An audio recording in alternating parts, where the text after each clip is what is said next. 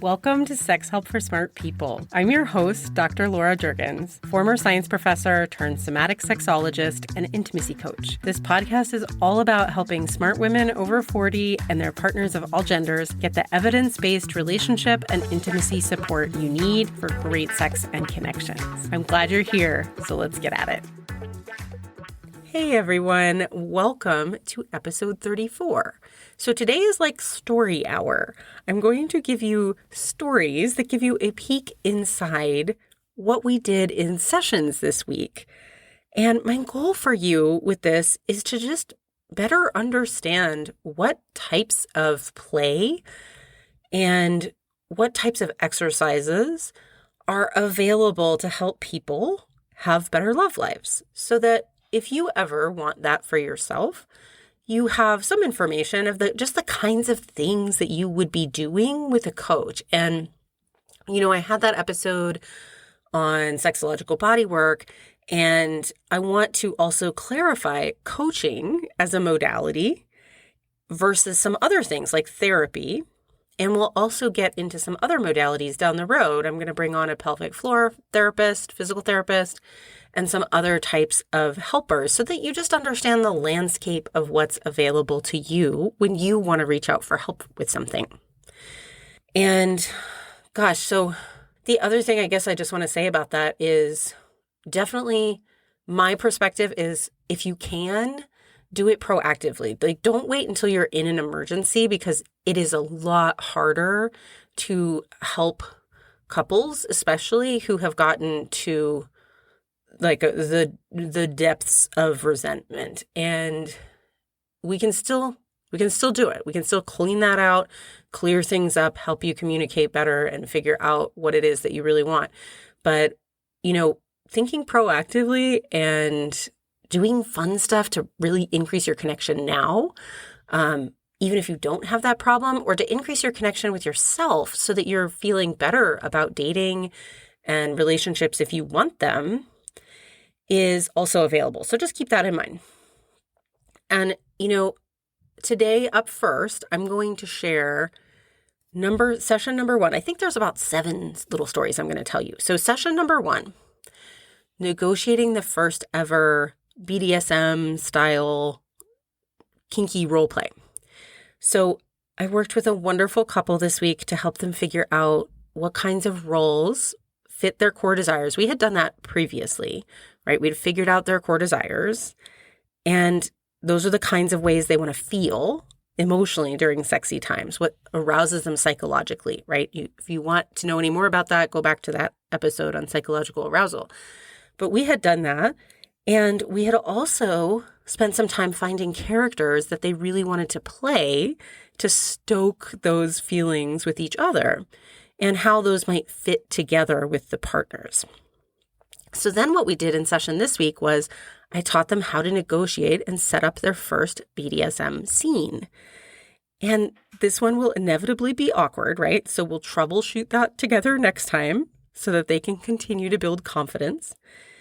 But this is really about helping them learn how to fit their desires together in playful ways with consent and safety, emotional safety, boundaries, aftercare, all of those things. So helping them know how to sort all that stuff out and how to talk about it in advance so that they feel more free to just play with it and do it, right? And this was super fun because in context, this is part of helping 2 people who came with a lot of mismatched desire and resentment and have now really released a lot of that resentment, are communicating super well, enjoying each other again, and then helping them find ways to do fun, playtime, sexy stuff like this is the next step. So that was great. All right, number 2, I have a few clients I'm working with who haven't yet had an orgasm. And they aren't sure exactly what they like. All 3 of them actually aren't sure exactly what they like or how to relax enough to get out of their heads to get there. So this client that I'm describing this time, in this story, we are playing with different approaches to discover what turns her on, what she likes, and help her learn to actually notice what her body enjoys. And we can do that with really simple exercises that just involve things like touching on the arm or the neck, right? And this week we did a discovery game with touches on the arm and the neck and the thigh, exploring how to notice what we like, how to listen to our body, and then how to actually say it, how it also might feel to stop worrying about whether the other person is enjoying our touch and actually enjoy the sensation of touching someone else. And we practiced with how to notice what our body is saying about pacing, about how slow or fast it enjoys things, and actually give that information to our partner. So that was really fun. Number 3, with another client who's been doing such great work decreasing his anxiety in his relationship, learning to feel more secure and more grounded, we started in on attunement. Is such an important skill, right? In relationships, so fundamental. And most of us never get taught how to do this. So I led him through how to attune to himself first, and then another person, in this case, me, right? Step by step. And we practiced several times so that he felt comfortable with it. And this is not really intuitive for most people in our modern society, but with guidance, it is actually super natural. And he did such a great job. And we talked about how there was just no way he would have been able to do that a couple months ago because he was so anxious and dissociated. But this was really a big celebration that he's gotten to this place now where he's able to learn this skill for connection. And now he gets to go home and attune to his wife and his friends and family and people in his community, which is going to feel amazing to them and to him and get him way more of the connection that he desires. All right, number 5, I worked with another couple where one partner really wants to be a bottom and surrender completely, but the other partner is scared to be mean or aggressive, and they think that topping or quote unquote dominance means you have to be aggressive, right? And she feels like she doesn't know how to top. And if she's thinking it means she has to be aggressive, she's right. She doesn't know how to top, right? So we debunked all of those myths. We talked about what soft topping is and sort of service, dom energy. Then that regardless of how you do it, it doesn't have to be isn't meant to be mean necessarily, unless that's what somebody's asking for, right? And it's actually a relief for the other person that you're offering to just take the lead so they don't have to. This like, I got you kind of energy, right? And then we did a bunch of practice so they got to experience the dominant energy from me first, which is so important to just experience how that feels. And then how to bring that up for themselves, practice with that energy, finding that place in us and using it to do fun soft top stuff like putting your partner, throwing your partner against the wall in a super sexy and safe way. And we practiced that a bunch. So they were way more turned on than they had been in years, they told me. And it was so lovely and fun to see how they just lit up doing these exercises. These women are such a wonderful couple. They're super connected, but they just really had lost their spark. And it was awesome to see the spark so big and palpable in the room. Okay, number 6, another client I had really needed support, just feeling more confident about entering the dating arena post-divorce, especially how to talk to women about his desires, about sex, how to escalate with consent in, like kissing, touching, making out, like, what do I do next? How do I ask? He hadn't learned that in his generation back when he was dating. And he certainly didn't know how to keep it sexy, which most people don't. So we just did a bunch of practice conversations. I explained and demonstrated how to have a consent conversation and how to keep things sexy while checking in with the other person. And then we practiced, and he did amazing.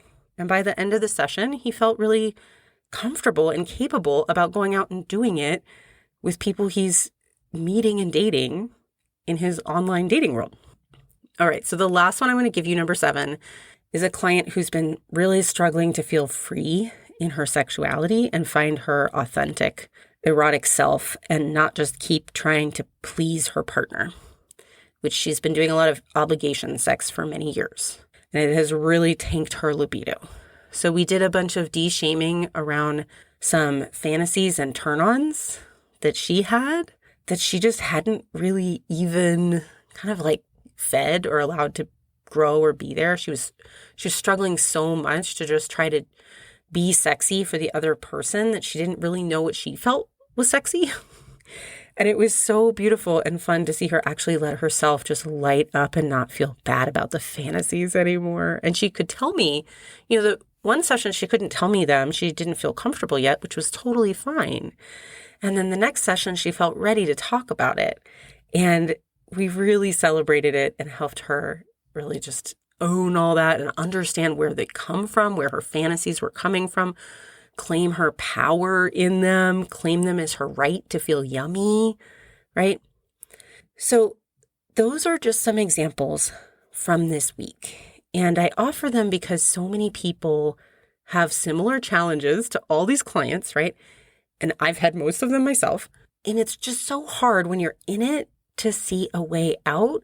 And it seems like it must be like super painful and you're going to have to like dig into some like arcane information about your childhood and like your, your 7th grade soccer coach or your priest or like whatever. And it feels so hard to understand sexuality. And so I just want to paint the picture that there are absolutely ways out of being stuck, and they can actually be really freaking fun, right? These were actually fun sessions for all of us, and growth does not have to be a miserable slog. It can be joyful and confidence building, and you can walk out of a session feeling great, empowered, amazing, and like, oh, I got this, right? So your invitation this week, because I always like to offer you an exercise, because it's really about the rubber hitting the road, right? We can talk all day long, and that's what I do in this podcast, and it's what a lot of people do if they go to, certain types of helpers. You'll just talk, but I really want to invite you to implement. And you might notice that all these stories, there was practice involved, right? There was play and practice, and that's what it might feel a little bit scary at first, but that's why you do it with a guide. And then you get to walk out feeling so confident and so good about yourself because you actually figured out how to do this. It's not just theoretical anymore. So your invitation this week is to reflect on whether there were stories here that sounded particularly intriguing to you, and really consider, how could you take inspiration from these people, from my clients in these stories, who I promise have also been nervous and unsure, just like all of us, but are now actually having a great time while they grow. And I want to invite you to really think about and even write down the answer to this question. Where could I bring more play and fun into my love life? And see if you can brainstorm 5 things, 5 ways. Whether you're single or you're partnered or you're poly, whatever you are, how could you bring more fun? And whether that's the love life with yourself, whether that's self-pleasuring, how can you think of 5 ways to bring more fun into and more play into your experience of yourself and your body's pleasure potential, or with a partner? All right, so that's your little exercise challenge for the week. I hope you have a wonderful week. It is early September here. One of my clients brought me these yummy apple cider donuts this week. And he did bring me enough that I could share with my husband, so I didn't eat them all myself. And I'm just like loving the seasonal stuff. So I hope whenever and wherever you're listening to this, you are having just a absolutely wonderful week and a wonderful season. I'll see you here next week. Hey, if you're curious about how you could have better sex and connections, go grab my free guide, Find Your Secret Turn-Ons. It's right on my website, www.laurajurgens.com, and the link is in the show notes. I'll see you here next time.